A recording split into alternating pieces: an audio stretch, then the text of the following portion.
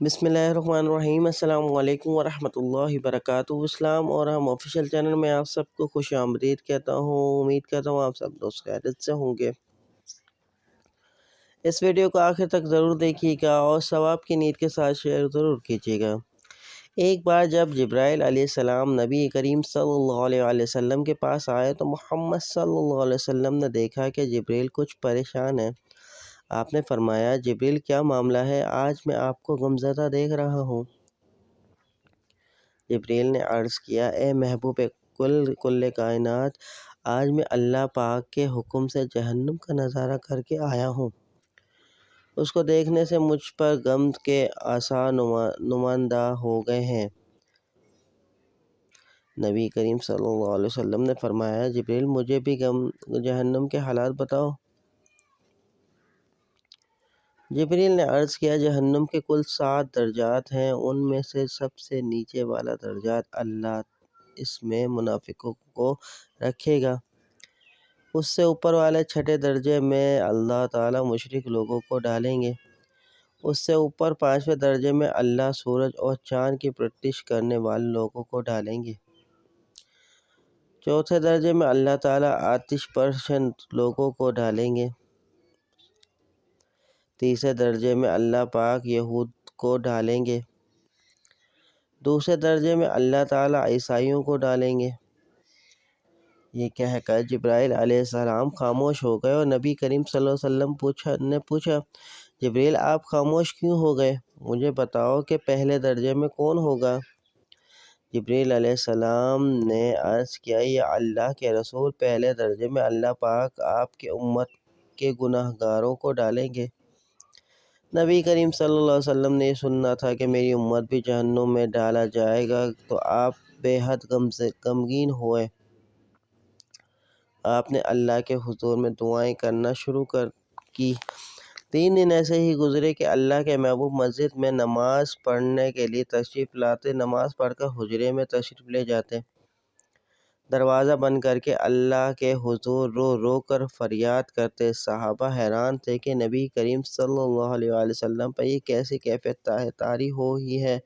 مسجد سے حجرہ جاتے ہیں، گھر بھی تشریف لے کر نہیں جا رہے۔ جب تیسرا دن ہوا تو سیدنا ابو بکر صدیق رضی اللہ تعالیٰ عنہ سے رہا نہیں گیا۔ وہ دروازے پر آئے، دستک دی اور سلام کیا، لیکن سلام کا جواب نہ آیا۔ آپ روتے ہوئے سیدنا عمر کے پاس آئے اور فرمایا کہ میں نے سلام کیا لیکن سلام کا جواب نہ پایا، لہٰذا آپ جائیں، آپ کو ہو سکتا ہے سلام کا جواب مل جائے۔ آپ گئے تو آپ نے 3 بار سلام کیا لیکن جواب نہ آیا۔ حضرت عمر رضی اللہ تعالیٰ عنہ نے سلمان فارسی کو بھیجا، لیکن پھر بھی سلام کا جواب نہ آیا۔ حضرت سلمان فارسی کے واقعے کا تذکرہ حضرت علی رضی اللہ تعالیٰ عنہ سے کیا۔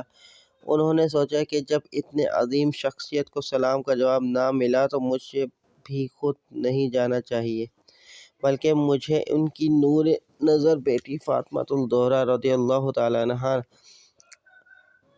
اندر بھیجنی چاہیے۔ لہٰذا آپ نے فاطمہ الزہرا رضی اللہ تعالیٰ عنہا کو سب حوال بتایا۔ آپ حجرے کے دروازے پر آئیں۔ ابا جان السلام علیکم۔ بیٹی کی آواز سن کر محبوب کائنات اٹھے، دروازہ کھولا اور سلام کا جواب دیا۔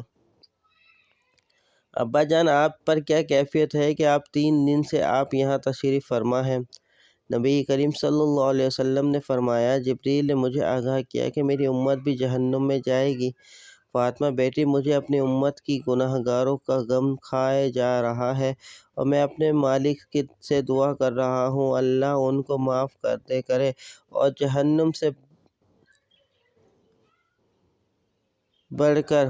یہ کہہ کر آپ پھر سجدے میں چلے گئے اور رونا شروع کیا، یا اللہ میری امت، یا اللہ میری امت، یا اللہ میری امت کے گناہ گاروں پر رحمت کر، ان کو جہنم سے آزاد کر۔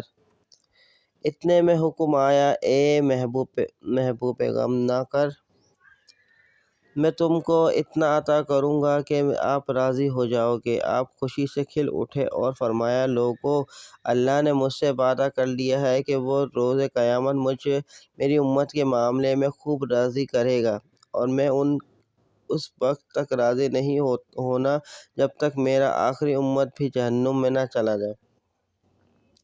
لکھتے ہوئے آنکھوں سے آنسو آ گئے۔ ہمارے نبی اتنے شفیق اور غم محسوس کرنے والے ہیں، اور آپ بدلے میں ہم ان کو کیا دیا؟